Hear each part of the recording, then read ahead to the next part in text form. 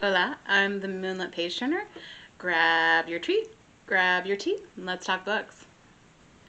For this month's read, we are traveling to Cabo Verde or Cape Verde, although I translate Cabo into Cape if you're not going to translate Verde into green.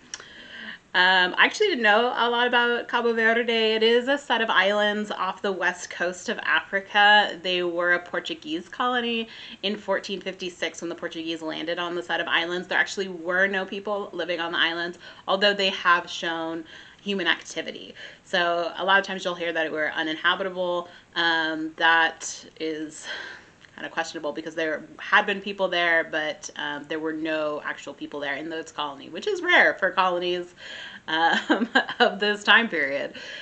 The islands were part of the transatlantic slave trade, and they were also a hotspot for pirate activity because of the slave trade and the wealth that it brought. All of the famous pirates tried to attack Cabo Verde. It then became an important port as we are trading. And after the slave trade ended for them in the 1870s, they will struggle when they become an independent country, and even after that, because we have some instability with the European countries that pop in and out. We have the fight between Portugal and Spain. Cabo Verde actually has a Creole culture there as well. So you see the influence of the French and the British, especially with the slave trade. They will become their own country on July 5th in 1975 is when they become independent. They were still under the Portuguese and partly part of Spain for a little bit. There is a struggle that they have being a new country. Probably why they were uninhabited as an island is that there's a lot of droughts that happen in that area for Cabo Verde. It is rich soil because it's the type of islands that they are is volcanic activity. But we see a lot of economic issues, and those actually pop up in both of the books that I have for us today. Although in the last 15 years, we've seen a huge boom for them economically, and that's mostly because of tourism. Before we get into this month's reads, let's get into this month's treat. I had a little bit of a fail. That was mostly my fault, though. The recipe called for ready-made cornmeal, and I ended up making my own, and so it was a little bit more soupy than Play-Doh-y when I went to go fry it. So this is Gufung. Gufung is fried sweet potato and cornmeal. It's got a little bit of flour and a little bit of sugar in it, but then you mix it all up and you put it in. It's supposed to almost look like a corn dog, but you can really taste that sweet potato. It's a little oily still from being fried. They definitely tell you to eat it more fresh, and then you can reheat them, although I have not tried that yet, but I love sweet potatoes, so this is pretty good. Okay, I have two reads for Cabo Verde. They are both fiction. They're both pretty short as well. So the first one is The Last Will and Testament of Senhor de Silva Araujo. And this is by Germana Almedia. The reason why I chose this book is because looking online and then looking also at the information on the back, it tells me that Almedia is sophisticated and humorous. And if you've been following along for a while, I read a lot of super bummer books. So I was looking for something a little bit more fun to read. This was not it. I'll tell you, his humor is a little bit more dark. It is kind of a crazy story, but I did not find it funny. So the beginning of this book, several people come together and they are there to listen to the last will and testament of de Silva de Araujo. And they're there for a really long time because it is a really, really long will. So long, in fact, that they have to take turns reading it. And that's the first chapter. And then we break off and we follow some of the other characters. But what we find out is that will is not actually a will. It is an autobiography. So we get some of Araujo's story from him. And then we get some of it from his nephew and from his daughter, which not a lot of people knew that he had. So we find out that Araujo has a secret daughter. She shows up to the will. He has known that it's his daughter because he is giving money to her mother. And she has seen him before. He's kind of like a godfather type of character, but he really just like pops in and out of her life, and she thinks he's kind of weird. But a lot of the story is her trying to figure out more about her dad. The story that we find out about her mom and Araujo is where I like checked out of this book, and that was pretty early. So her mom was a cleaner at Araujo's. He does like exports, and so she was a cleaner at his business, and he like forces himself on her. They end up having kind of a relationship a little bit later, and I don't know if that's them like pushing it under the rug. And then he does send money, but she, as soon as she finds out she's pregnant, she leaves, and they don't really see each other all that much. But for me, for this character, I was out. Him and his nephew do get in a little kerfuffle. They have a misunderstanding according to the nephew, because the nephew does not get that much in the will, and he's kind of pissed about it. What the nephew does to him was kind of messed up. Araujo is a little paranoid, and he's a little bit of a weirdo, because we see some of the stuff that he does. He wants to be famous. He's got an idea of who he should be. He just kind of goes out and does things, and because economically he's doing well in a town that not a lot of people are doing well, he's kind of seen as a celebrity. This book was not for me, and I did not fully enjoy it. I liked the little sneak peeks that I got into life at into the Cabo Verdean life, but I can't fully recommend this book.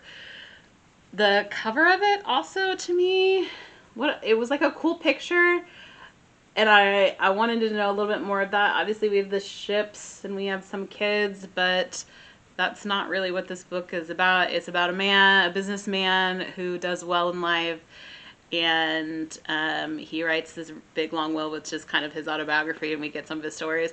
One of the weirdest things that takes up pretty much half the book is that he talks about a woman that he had a relationship with, and according to him, like, he wanted to marry her, but she didn't, and then she came back and was like begging, and so the daughter's like, okay, well, let me find out who this is, and it takes pretty much the entire book to find out who it is, and you find out he is not a reliable narrator. And so when we see the story from him, from his nephew, and from his daughter, I don't know what's real and what's not, and that to me is a little confusing as a reader, because you find out things that you're trying to, oh, that's the story, and then you're like, oh, it's absolutely not the story at all. So I was really confused in reading this book. Not for me. But the next book I really enjoyed. I don't know if it's because I didn't like the first book, but this next book really grew on me, and it's not normally the type of book that I like, because this book is not in chronological order at all. I'm kind of covering it because you'll see a little bit. This is the Madwoman of Serrano by Dina Salustio. The first chapter was a little bit much. You learn about Serrano and its culture and some of its customs. And one of the customs is that they have a midwife who does a lot for the town, including taking the virginity of every male teenager. Like, the first time that you have sex, you have it with this often older lady. And she does other things for the town, like she births all the babies, and I'll let you investigate what else she does for this town. But that was the introduction. It's a very small town. They're farmers. It's supposed to be like a little bit of a backwards town, but they're very isolated.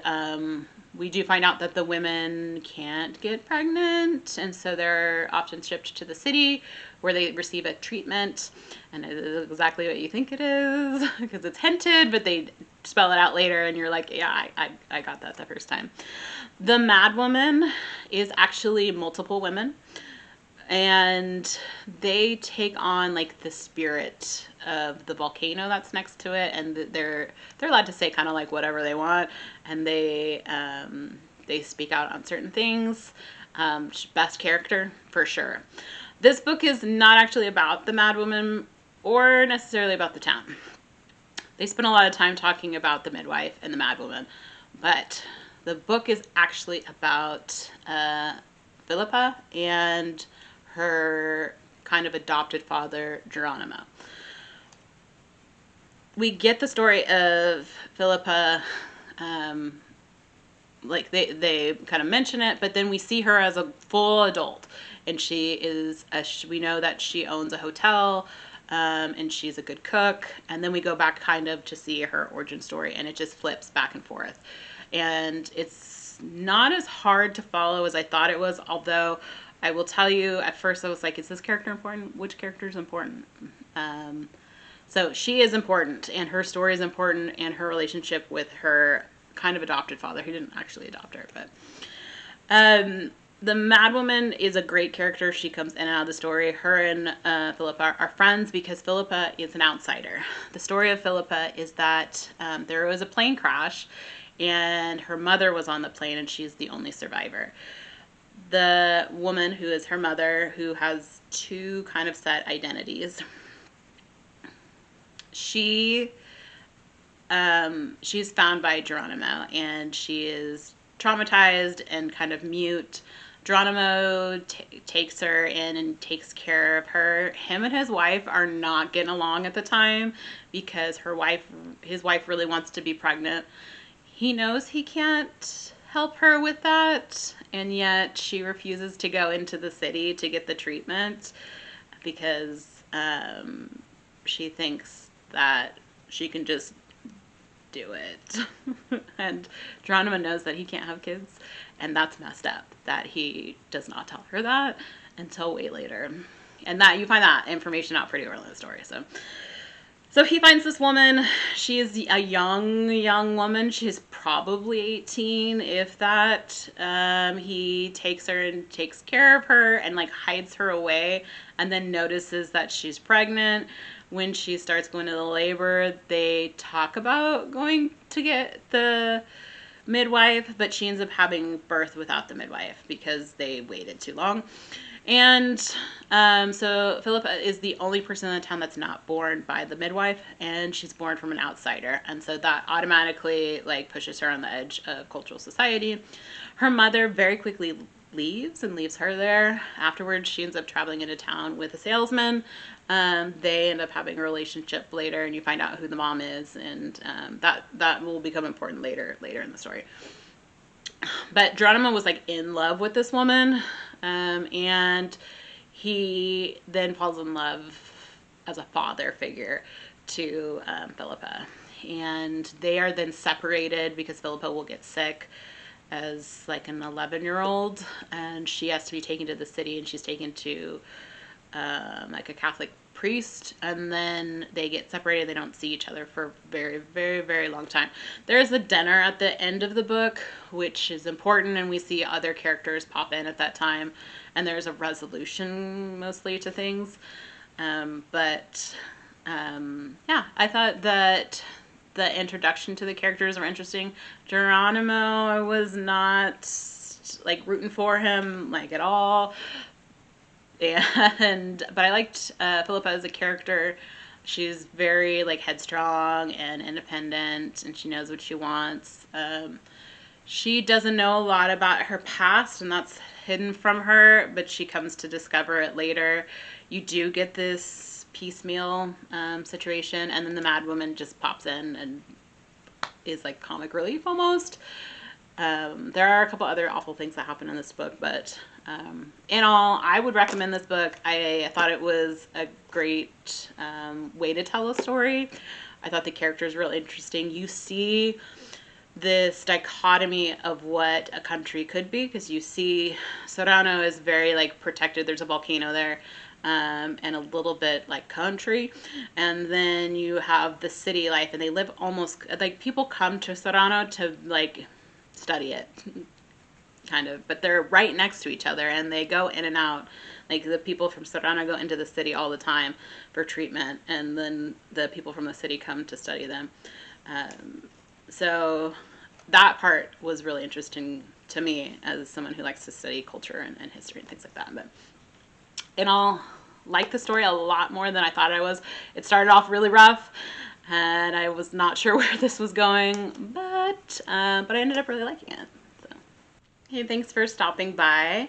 Next month, we are traveling to Central African Republic. If you're interested in what's coming up next or what we read in the past, please visit us on Goodreads or Instagram.